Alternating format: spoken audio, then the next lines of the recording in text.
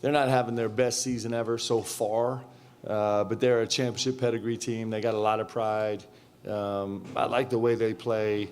They were terrific tonight, and so congratulations to them and their crew. And I was proud of the way our guys kind of responded. We had some weird energy.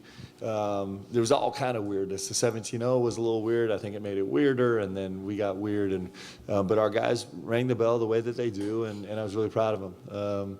Got good contributions from a bunch of guys, protected the ball really well, which was a point of emphasis for us. We finally got back over 33s. That's been really hard for us to do, but I was proud of that. And so some good things for us.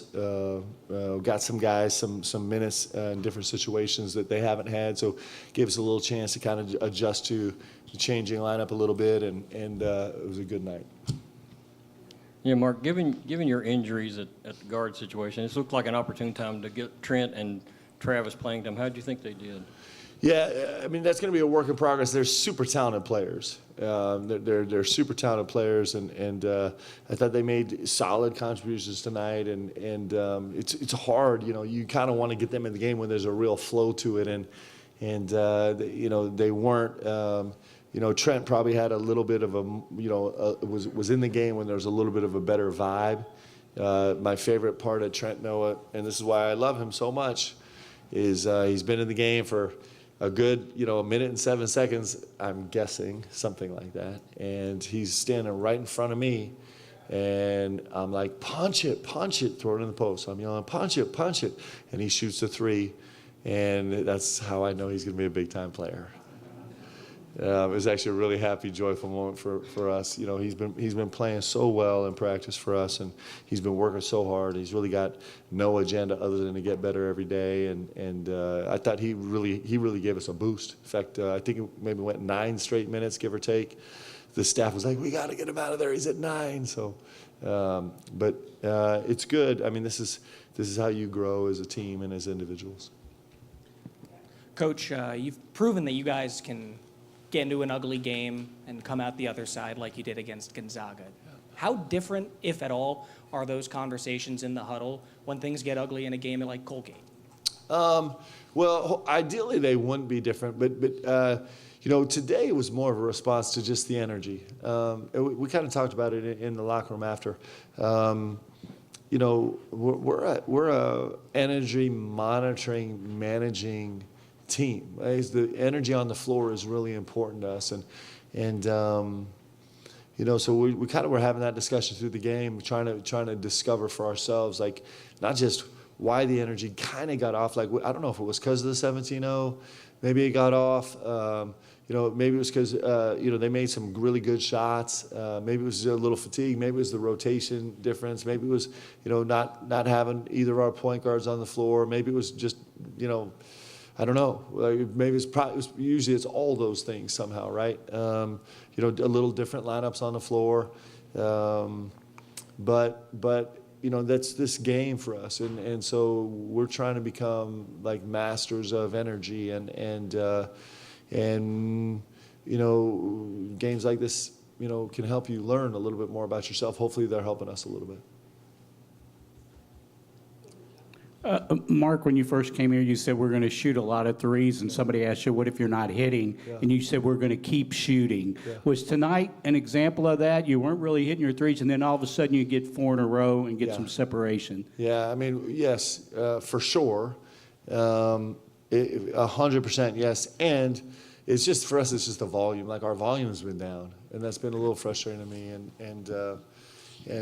Kerr has been one of the real catalysts for us. So not only is our volume down, but we lost kind of one of our catalysts. And so we're going to rediscover ways to get back to that part of our game. But I was happy to get over 30.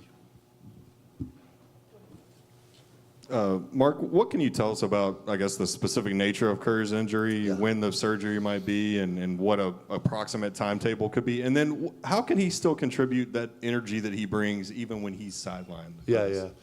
Am I allowed to do details? What are we allowed to do here? Deb said I can tell you the answer. So if I get in trouble, it's on Deb. It's on record. We get that on video? All right. So we have the best performance team ever. So Kerr has already had the surgery, and we're kind of like it's in this. Vegas would say, somewhere around this 6-week period. I'm saying like 10 days. We'll see how it goes. So he's so that's kind of the prognosis on his injury. And in terms of energy, Kerr is he might bring more energy to the team on the bench. Actually, he's gonna have to grow into this. I don't know if he's sat like this ever before, but. He can be an incredibly valuable piece of this team right now. We need him. That's really important. So he's an important part for us.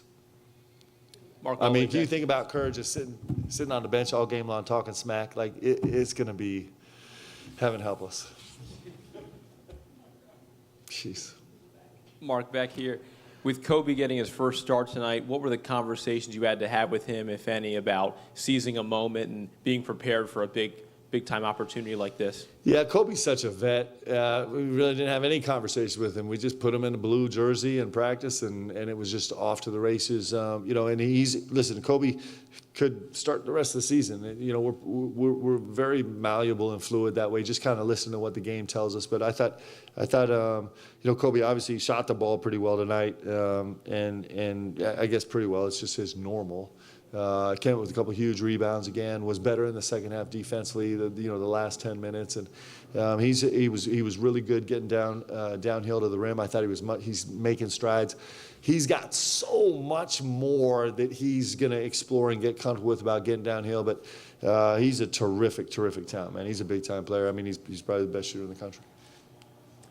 Mark, you were favored by 30. You squeak out an 11-point victory. All these scores count. I mean, they count in the net. They count in the rankings. What is your thought on, for example, where Kentucky is ranked right now and how important that is? Listen, I'm glad we're in the conversation. I'm glad we're in the national conversation. It's where we're supposed to be. It's Kentucky, right? And and so I'm really happy with all that. But more importantly, I just want us to be a great team, right? And we want to keep getting better. And we had runs tonight where we got better. We started the game better, and then we just. Energy just turned a little bit on us, but we'll learn from this and we'll get better. So right now it's a race to get better, but this is Kentucky. We have to win every game along the way. That's a beautiful thing. I'm not complaining. I think that's why Kentucky's special. So all the things matter. Everything matters. The metrics matter. The analytics matter. The efficiencies matter. All those things are really important to us, and we would like to be the flagship program in every single category that we, grade and rank and evaluate a team. That's our goal, and so it's all really important. Is there an update on Lamont Butler so far? Yeah, Lamont's getting a little bit better. He's on the court a little bit today. We'll have, every day is kind of like we test him a little bit more and then kind of see, we don't really have. We'll know more tomorrow morning when he wakes up how it's feeling, right? So it's kind of a, throw it out there today and see what we end up with when he wakes up. So we'll know a little bit more, but I would prefer if he rejoins our team on the floor sometime soon. Mark, your first game as coach of the Kentucky-Louisville rivalry is coming up. Is there any way you can communicate to your guys exactly what's at stake in this Commonwealth? I don't. The answer is probably no. You probably have to experience it to do it. But I also am blessed with guys that are, I have seasoned guys. I have guys that are, have played in big time rivalry games. So it's not like a foreign concept to them. So this is just a little level up, right? And so it won't be unfamiliar to our guys. But it's exciting and it's awesome and we love it and we hate it and we all the things. No.